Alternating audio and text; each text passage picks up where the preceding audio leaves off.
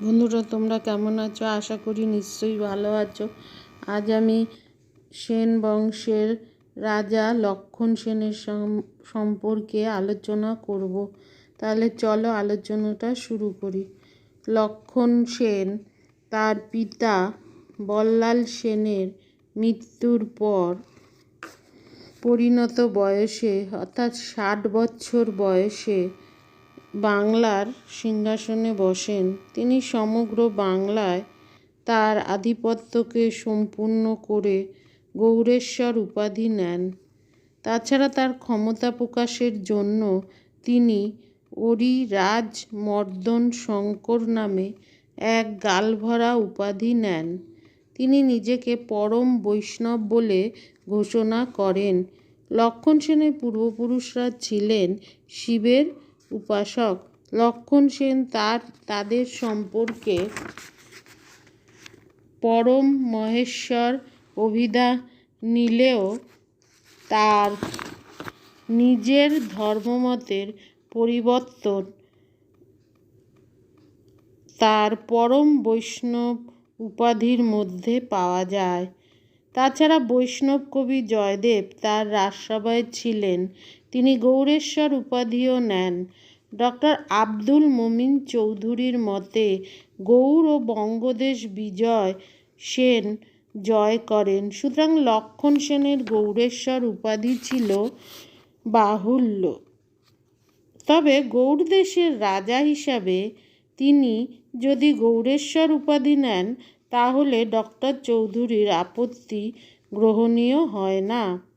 কিন্তু লক্ষণ সেন গৌড়দেশ জয় করার গৌরব দাবি করায় ডক্টর চৌধুরী বলেছেন যে বিজয় সেনের পর এমন কোনো কিছু ঘটেনি যার জন্য লক্ষণ সেনকে পুনরায় গৌড়দেশ জয় করতে হয়।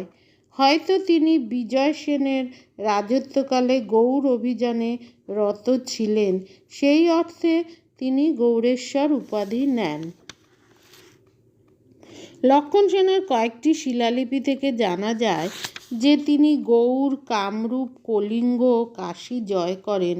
তিনি পুরী, বারাণসী ও এলাহাবাদ তার বিজয়স্তম্ভ স্থাপন করেন। ডক্টর মজুমদারের মতে তার পিতামহের জীবিতকালে সম্ভবত লক্ষণ সেন এই সকল স্থান জয় করেন। সম্ভবত তিনি সেনাপতি হিসাবে এই সকল স্থান জয় করেছিলেন। কনৌজের গাহরবাল শক্তি মগধ জয় করে বাংলা আক্রমণের চেষ্টা করে। মগধ বিজয় সেনের আমল থেকে সেন রাজ্যের অন্তর্ভুক্ত হয়। এখন গাহরবাল শক্তি মগধ আক্রমণ করলে লক্ষণ সেন খুব সম্ভব গাহরবালদের পরাস্ত করে এলাহাবাদ পর্যন্ত তার বিজয় বাহিনী চালনা করেন। জয়চন্দ্র গাহরবালকে তিনি মগধ থেকে বিতাড়ন করতে সক্ষম হন। গয়া জেলার লক্ষণ সেনের শিলালিপি একথা সমর্থন করে। গাহরবাল শক্তির বিরুদ্ধে লক্ষণ সেনের এই অভিযান রাজনৈতিক দূরদর্শিতার কাজ হয়নি বলে অনেকে মনে করেন। এ সময় তুর্কি বিজেতারা দিল্লি দখল করে গঙ্গা যমুনা উপত্যকার দিকে এবং পূর্ব ভারতের দিকে দ্রুত এগোচ্ছিল। চৌহানদের পতনের পর গাহরবালরাই ছিল তুর্কি আক্রমণের বিরুদ্ধে বাংলার প্রধান রক্ষা প্রাচীর। লক্ষণ সেন গাহরবাল শক্তিকে আক্রমণ করে দুর্বল করে ফেলায় তুর্কিরা সহজে গাহরবালদের পরাস্ত করে। তারপর তারা মগধ ও বাংলায় ঢুকে পড়ে। লক্ষণ সেন কলচুরি রাজাদের সঙ্গেও সংঘাতে লিপ্ত হন। যদিও তিনি সকল প্রতিবেশী রাজ্য আক্রমণ করেন, শেষ জীবনে তিনি একের পর এক বিপর্যয়ের সম্মুখীন হন। সুন্দরবনের সামন্ত রাজা ডোম্মন পাল স্বাধীনতা ঘোষণা করেন। লক্ষণ সেনের রাজত্বকালের সর্বপ্রথম ঘটনা ছিল তুর্কি সেনাপতি ইখতিয়ার উদ্দিন মোহাম্মদ বিন বখতিয়ার খলজির বাংলা অভিযান। মিনাজ উদ্দিন সিরাজের তবকাত ই নাসিরি এবং ইসামির রচনা ফুতুহা উস সালাতিন থেকে এ সম্পর্কে জানা যায়।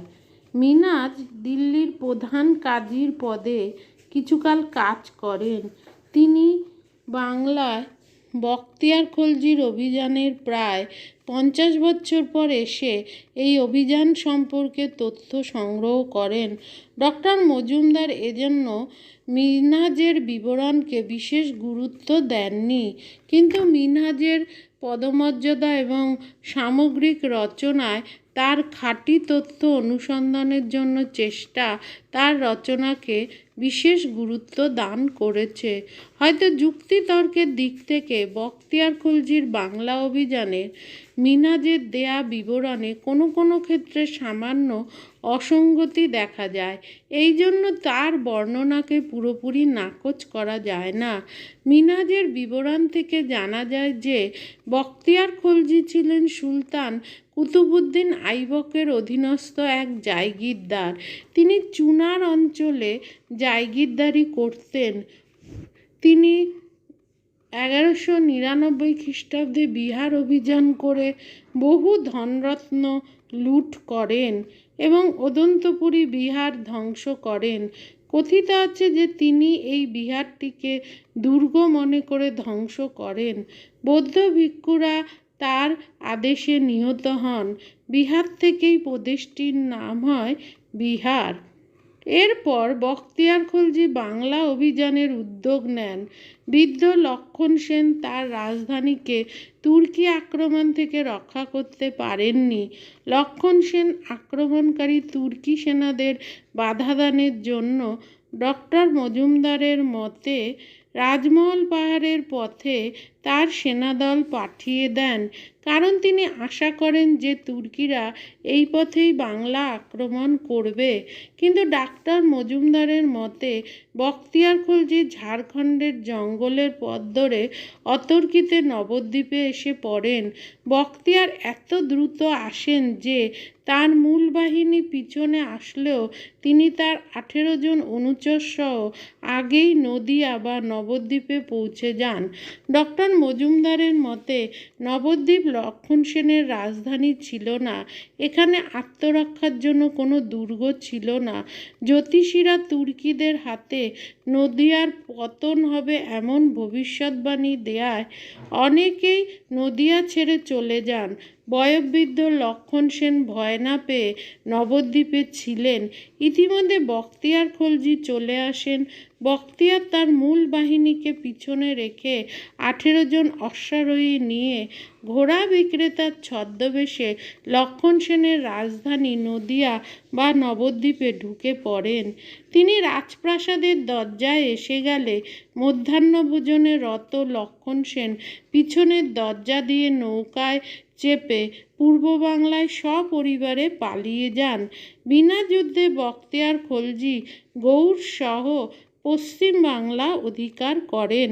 লক্ষণ সেন এরপর পূর্ব বাংলার বিক্রমপুর থেকে পূর্ব ও দক্ষিণ বাংলা শাসন করতে থাকেন। সম্ভবত 1207 খ্রিস্টাব্দে তার মৃত্যু হয়। লক্ষণ সেনের মৃত্যুর পর বিশ্বরূপ সেন ও কেশব সেন কিছুকাল পূর্ব বাংলায় রাজত্ব করেন। তারাও গৌড়েশ্বর উপাধি বহন করতেন। লক্ষণ সেন তার রাজ্য রক্ষায় ব্যর্থতার জন্য ইতিহাসে বিকৃত হয়েছেন, কিন্তু তুর্কি আক্রমণের বিরুদ্ধে উত্তর ভারতের বহু রাজপুত রাজারাও ব্যর্থ হন। তবে লক্ষণ সেন যেভাবে বিনা যুদ্ধে রাজ্য ছেড়ে যান তার তুলনা পাওয়া যায় না। লক্ষণ সেনের ব্যর্থতা ছিল একটি সিস্টেম বা প্রথার ব্যর্থতা। বল্লাল সেনের আমল থেকে সেন রাজারা যেভাবে প্রতিক্রিয়াশীল ও সামাজিক ভেদনীতি নিয়ে চলেন তার ফলে বাংলার সামাজিক ঐক্য ও রাষ্ট্রিক চেতনা নষ্ট হয়। জাতিভেদ, কৌলীন্য প্রথা, ব্রাহ্মণ্য ধর্মের পুনঃপ্রতিষ্ঠা, একটি উচ্চবিত্ত উচ্চ শ্রেণীর সুবিধাভোগী সম্প্রদায়ের সৃষ্টি বাংলার জাতীয় সংহতিকে ধ্বংস করে। লক্ষ্মণ সেনকে তার ফল ভুগতে হয়। তার শাসন ব্যবস্থা অনেকাংশে জনজীবন থেকে বিচ্ছিন্ন ছিল বলে ধারণা করা হয়, নতুবা তার সমর্থনে এবং বৈদেশিক আক্রমণের বিরুদ্ধে কোনো অভ্যুত্থান না হওয়া বিস্ময়কর। বাংলার সামন্ত রাজারা ভালো লড়াকু ছিলেন, কেন তারা বিচ্ছিন্ন থাকেন তা জানা যায় না। লক্ষ্মণ সেন তবকতের লেখক মিনাজ কর্তৃক প্রশংসিত হয়েছেন, সুতরাং নদিয়ার পতনের জন্য তাকে ব্যক্তিগতভাবে দায়ী করা বোধহয় ঠিক নয়। তিনি ছিলেন শিল্প সংস্কৃতির পৃষ্ঠপোষক, কবি ও পণ্ডিত। তার পিতার অসমাপ্ত গ্রন্থ অদ্ভুত সাগর তিনি সমাপ্ত করেন। তার রচিত শ্লোক সদুক্তি কর্ণামৃতে স্থান পেয়েছে। তার রাজসভায় ছিলেন কান্তকোমল পদের স্রষ্টা কবি জয়দেব, যিনি গীতগোবিন্দের সুললিত পদাবলী রচনা করেন। প্রবন্ধের কবি ধৈ, হলায়ুধ, শ্রীধর দাস প্রভৃতি পণ্ডিতেরা তার রজসভাকে অলঙ্কৃত করতেন। দেখা হচ্ছে পরবর্তী ভিডিওতে।